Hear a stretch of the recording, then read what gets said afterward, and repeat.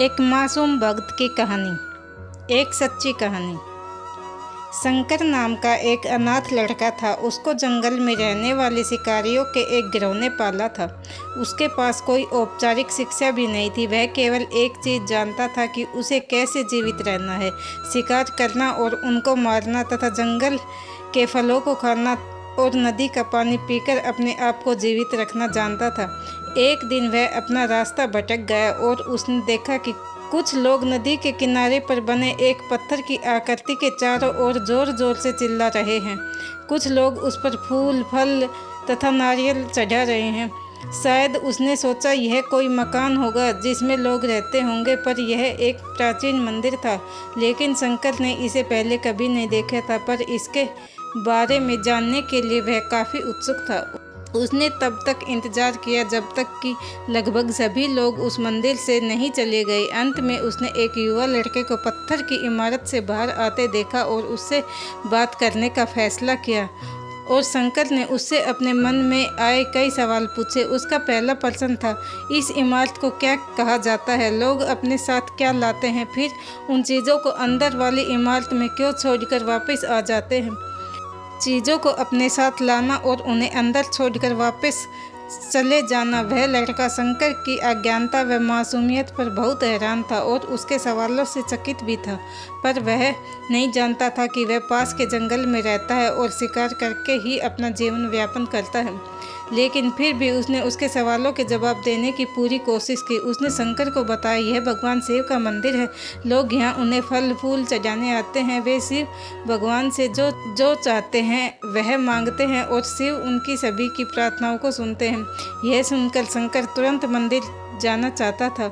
लड़के ने उसे अंदर का रास्ता दिखाया और शिवलिंग के बारे में बताया। शंकर ने मासूमियत से लड़के से पूछा, यह शिवलिंग क्या चीज़ है और हमें क्या देता है? लड़के ने बताया, हम शिव से जो मांगते हैं वह हमें देते हैं।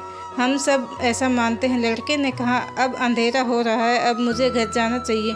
और वह शंकर को अकेला छोड़कर चला गया। शंकर ने झिझकते हुए मंदिर में प्रवेश किया। वह एक कोने में बैठ गया और सोचा, एक पत्थर किसी को वह चीज़ दे सकता है जो वह चाहते हैं। इसलिए उसने इसका परीक्षण करने का फैसला किया और उसने पत्थर की प्रतिमा से कहा, हे शिव, कृपया मुझे पर्याप्त शिकार करने दे ताकि मैं भूखा न रहूं। मेरे पास आपको चढ़ाने के लिए कोई फल या फूल नहीं है, लेकिन यदि आप मुझे शिकार देते तो मैं उसे आपके साथ साझा करूंगा। मैं वादा करता हूं कि मैं आपको धोखा नहीं दूंगा। उसने घोषणा की। अगली सुबह शंकर शिकार करने लगा। उसने पूरे दिन शिकार की तलाश की, लेकिन उसे कोई शिकार नहीं मिला। वह भूख से तिलमिला रहा था। वह काफ़ी निराश हो गया क्योंकि उसे कोई शिकार नहीं मिला था। दोपहर हो चुकी थी। अब उसे लगने लगा कि मंदिर में लड़के ने उससे झूठ बोला था, फिर भी उसने शिकार जारी रखा।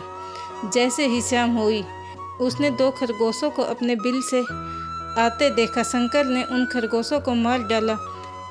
उसने भगवान शंकर से वादा किया था कि वह अपने शिकार को साझा करेगा। वह मरे खरगोशों में से एक के साथ मंदिर गया। देर हो चुकी थी और मंदिर सुनसान था। शंकर ने मंदिर में प्रवेश किया और जोर से कहा, कृपया आओ, अपना हिस्सा ले लो, प्रभु आपके लिए मैं लाया हूँ। वह वहाँ बैठ गया और अंधेरा होने तक की प्रतीक्षा करने लगा, लेकिन भगवान प्रकट नहीं हुए। शंकर को भूख और नींद आने लगी और उसने खरगोश को मंदिर में छोड़ने का फैसला किया। अगली सुबह जब लोग मंदिर पहुँचे तो उन्हें शिवलिंग के सामने मरा हुआ खरगोश मिला। भक्त बहुत परेशान थे। यह यहाँ कौन लाया? उसने हमारे मंदिर को अपवित्र करने की हिम्मत कैसे की? उन्होंने खरगोश को बाहर फेंक दिया। अगले दिन शंकर अपनी भूख मिटाने के लिए जंगल में शिकार करने गया, लेकिन इस बार उसकी किस्मत अच्छी नहीं थी और उसे शिकार भी नहीं मिला। उसने सोचा, आज रात को मंदिर जाना चाहिए और शिव से पूछना चाहिए कि उनको खरगोश का भोजन कैसा लगा। शंकर यह पूछने के लिए मंदिर गया। जब वह मंदिर पहुंचा तो उसके आश्चर्य का कोई ठिकाना न रहा। उस रात मंदिर में लोगों की काफ़ी भीड़ थी। शिवरात्रि की रात थी, लेकिन अबोध शिकारी लड़के को इस बारे में कुछ पता नहीं था। शंकर ने चारों ओर देखा और उस युवा लड़के को देखा जिसने उसको मंदिर के अंदर शिव से प्रार्थना करने के लिए कहा था।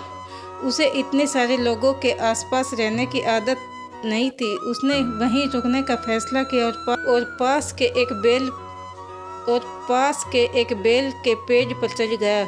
यह एक लंबा इंतजार था और समय बिताने के लिए उसने पेड़ के पत्ते तोड़कर जमीन पर फेंकना शुरू कर दिया। उसे अज्ञात पेड़ के नीचे एक छोटा सा शिवलिंग था जिसकी पूजा लंबे समय से नहीं की गई थी। शंकर के द्वारा फेंके गए बेल के पत्ते उस शिवलिंग पर गिरे। शंकर भजनों से मंत्र मुग्ध हो गया और धीरे धीरे साथ गाना और पंचाक्षरी मंत्र का जाप करना शुरू कर दिया। रात सुबह में बदल गई और सभी भक्त मंदिर से चले गए। शंकर पेड़ से उतरा और मंदिर में प्रवेश किया। उसने देखा कि शिवलिंग की आंखों पर लाल निशान थे। वे कुमकुम से थे जो लोगों ने चढ़ाए थे, लेकिन शंकर को यकीन था कि शिव को उनकी आंखों में परेशानी हो रही है। उसके लिए उसे बहुत दुख हुआ। वह उनकी मदद करना चाहता था। उसने सोचा शिव यहाँ अकेले रहते हों और बीमार होने पर उनकी देखभाल करने वाला कोई नहीं है। जब तक भगत उनसे मिलने नहीं आते उन्हें भोजन भी नहीं मिलता। शंकर ने एक रात पहले भक्तों को शिवलिंग पर जल चढ़ाते देखा था। प्रभु को ठंड लग रही होगी, शायद वह काँप रहे हैं। उसने सोचा आखिरकार वह केवल पत्तियों से ढके हुए हैं।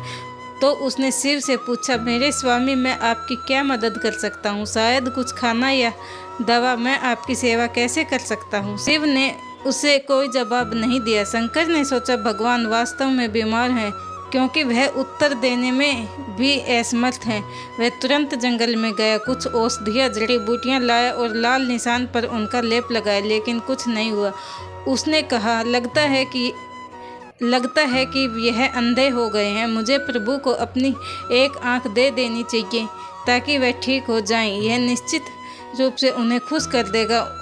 उसका दिल पवित्र था और उसने वहां शिव के हाथ में रखे त्रिशूल को उठाया और त्रिशूल को अपनी दाहिनी आंख की ओर ले गया और अपनी एक आंख निकालने का प्रयत्न किया। शंकर अनपढ़ था, उसे मंत्र या पूजा के उचित तरीकों का कोई ज्ञान नहीं था, लेकिन उसकी भक्ति की कोई सीमा नहीं थी। जैसे ही वह अपनी आंख निकालने लगा, भगवान शिव माता पार्वती के साथ प्रकट हुए। उन्होंने पार्वती जी से कहा, इस भगत शंकर ने अनजाने में शिवरात्रि का उपवास किया, बेल के पत्तों से मेरी पूजा की और साबित कर दिया कि उसका दिल बेदाग है। मैं अपने इस भगत से काफ़ी प्रसन्न हूँ।